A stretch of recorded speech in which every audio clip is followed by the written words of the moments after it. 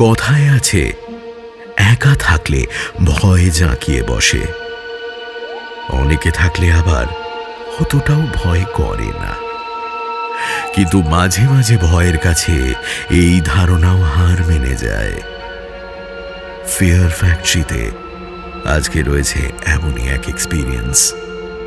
এর প্রকৃতি এমনই যে চোখের ভুল বলে উড়িয়েও দেওয়া যায় না, কারণ সবার তো এক ভুল হতে পারে না। আজকের এক্সপিরিয়েন্স আমাদের পাঠিয়েছেন নৈহাটি থেকে দীপক কাঞ্জিলাল। বাকি ঘটনা তার জবানিতেই। আজকের এক্সপিরিয়েন্সের নাম কার্নিশে কেউ আছে। শুরু হচ্ছে ফিয়ার ফ্যাক্টরি, শুধুমাত্র মির্চি প্লাসে। গল্পের আসল আড্ডা।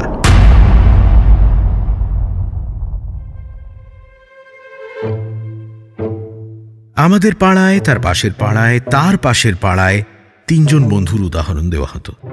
এই তিনজনের মধ্যে একজন আমি, বাকি দুজন বাপন আর সৌম্য। উদাহরণ দেওয়ার যথেষ্ট কারণও ছিল। সেই নার্সারি ক্লাস থেকেই আমরা তিনজনে ছিলাম হরিহর আত্মা। পড়াশোনা, খেলাধুলো তো বটেই, এমনকি ছুটিও কাটাতাম একসঙ্গে। কপাল জোরে চাকরিও পেলাম মোটামুটি একই সাথে, জাস্ট কয়েকদিনের এদিক ওদিক। তা 1 মাসের মধ্যেই আমাদের 3 বন্ধুরই পকেটে ভালোই টাকা পয়সা আসতে শুরু করে। 3 বন্ধুই চাকরি পেয়েছি, পার্টি হবে না এটা কখনো হতে পারে? কাজের চাপে পার্টির ব্যাপারটা কিছুদিন পিছিয়ে গিয়েছিল, তবে ফাইনালি একটা শনিবার দেখে সৌম্যদের ফ্ল্যাটে বন্দোবস্ত করা হলো। এই ফ্ল্যাটটা নতুন কেনা, 2টো তক্তপোষ আর একটা টিভি ছাড়া কিছুই নেই। আমরা বললাম সারা রাত তো আড্ডা দেব, বালিশ বিছানার আর আলাদা করে কি দরকার। শনিবার সন্ধেবেলায় সেখানে চলে গেলাম খাবার দাবার নিয়ে। সেদিন আবার প্রিমিয়ার লিগের খেলা চলছে। আমরা তিনজনেই টিভির সামনে খাবার দাবার নিয়ে বসে পড়লাম। সৌম্যরা এই ফ্ল্যাটটা জলের দরে পেয়েছিল। আমি ওকে জিজ্ঞেস করলাম, হ্যাঁ রে, এত কম দামে এরকম একটা ফ্ল্যাট পেলি কি করে তোরা? সৌম্য চিকেন তন্দুরি চিবোতে চিবোতে বলল, জানিস না ফ্ল্যাটে কিন্তু একটা দুর্নাম আছে।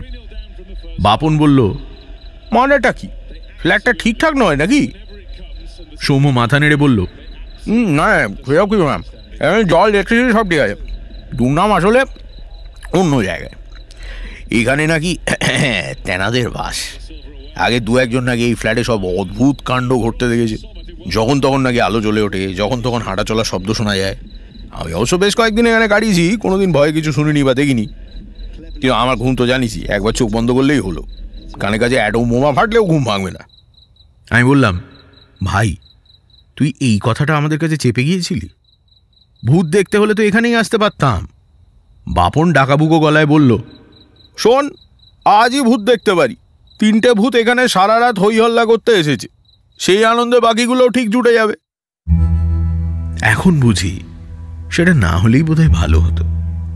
খেলা দেখে হই হল্লা করে আড্ডা দিয়ে কিভাবে সময় কেটে গেল টেরই পাইনি। যতক্ষণে সব শেষ হলো তখন নিশুতি রাত, 2:30-3টে বাজে হয়তো। হঠাৎ আমার মনে হলো বেজায় গরম লাগছে। আমার একার গরম লাগছে কি না, বাঁদিকে তাকিয়ে দেখি আমার 2 বন্ধুও ঘামছে। ফ্যানটা হঠাৎ ভীষণ আস্তে আস্তে চলছে। বাপন একবার কপাল চাপড়ে বলল, দেখেছিস এই গরমের রাতে ভোল্টেজ ডাউন হলো, এই জন্য বিরক্ত লাগে মাইরি। আমি বললাম, আচ্ছা ঠিক আছে, শান্ত হ তোরা, জানলা খুললেই দিব্যি হাওয়া বাতাস খেলবে। সৌম্য আমার কথা শুনে জানলার দিকে এগিয়ে সেটা খুলল, আর সেই সঙ্গে সঙ্গেই একটা চাপা আর্তনাদ করে পিছিয়ে এলো আমাদের দিকে। জানলার পাল্লার ওপাশে গ্রিল, জানলার ওপর কার্নিশ, আর আমরা তিনজনেই দেখছি কার্নিশ থেকে একটা পা নেমে এসেছে। একটাই পা, শুকনো কাঠির মতো পা, তাতে পাকানো লোম। দেখে মনে হচ্ছে এই পা যার, তার শরীর অপুষ্টি বা অনাহারে একেবারে শুকিয়ে গিয়েছে, এবং সেই শরীরটা বসে রয়েছে কার্নিশের ওপরে। গোড়ালির দিকে তাকাতেই তিনজনের মনে হলো কেউ গলা চেপে ধরেছে আমাদের। সেটা যেন একটা দুরূহ অ্যাঙ্গেলে বেঁকে চুড়ে রয়েছে। মানুষের পা? না না না না না না না না, সম্ভব নয়, কখনো কখনো আমরা দেখিনি এমন পা। আমরা এগিয়ে গিয়ে জানলার রেলিং এর ফাঁক দিয়ে একটু ওপর দিকে তাকালেই দেখতে পাবো তাকে। কিন্তু আমাদের মনের সমস্ত যুক্তি এক করেও সাহস জোটাতে পারলাম না। এইবার শুরু হলো আরেকটি ভয়ানক অধ্যায়। পাটা নড়ছে, তিরতির করে কাঁপছে। আমরা তন্ময় হয়ে দেখছি ওই ভয়ঙ্কর খেল। এবার সেটা দুলতে শুরু করলো। আতঙ্কের মধ্যেও যে সম্মোহন থাকে সেটা কে জানত। এবার দেখলাম পায়ের গোড়ালির অংশটা সজোরে জানলার গ্রিলে আঘাত করলো। একবার, দুবার, তিনবার। গ্রিল একটা ধাতব শব্দ করে কেঁপে কেঁপে উঠছে। শব্দটা যেন আমাদের ঘোর কাটিয়ে দিল। সৌম্য এবার একটা আর্তনাদ করে জানলাটা সজোরে বন্ধ করে দিল।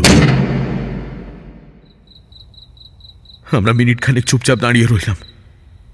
সৌম্য মাথা নেড়ে বিড়বিড় করে বলল, এই জন্যই ওরা বলেছিল, এই জন্যই বলেছিল।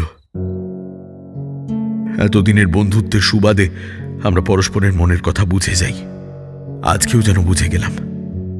একে অপরের দিকে তাকিয়ে বুঝলাম কে কি চাইছে। তারপর অত রাতেই আমরা বেরিয়ে এলাম ঘর থেকে। চলে গেলাম যে যার বাড়ি। বাড়ির লোক যাই বলুক, এখানে থাকা যাবে না। সচরাচর এরকম ঘটনার রেশ মনের মধ্যে অনেকদিন থেকে যায়। আমাদের মনেও ছিল, কিন্তু এই নিয়ে আমরা কোনোদিনও কারোর সঙ্গে আলোচনা করিনি। এই সিদ্ধান্ত আমরা তিনজনে একসঙ্গেই নিয়েছিলাম। এরপরেও আমাদের পার্টি হয়েছে, কিন্তু ওই বাড়িতে নয়। ওই বাড়িটা পরে গোডাউন হয়ে যায়। বাপন যা বলেছিল সেই তিনটে ভূতের কথা, সেটাই নির্মমভাবে সত্যি হয়ে গিয়েছিল। আতঙ্কের মধ্যেও বোধ হয় একটা অদৃশ্য অঙ্ক রয়েছে। বেশি মানুষকে দিয়ে গুণ করলে সেটা বেড়ে যায়।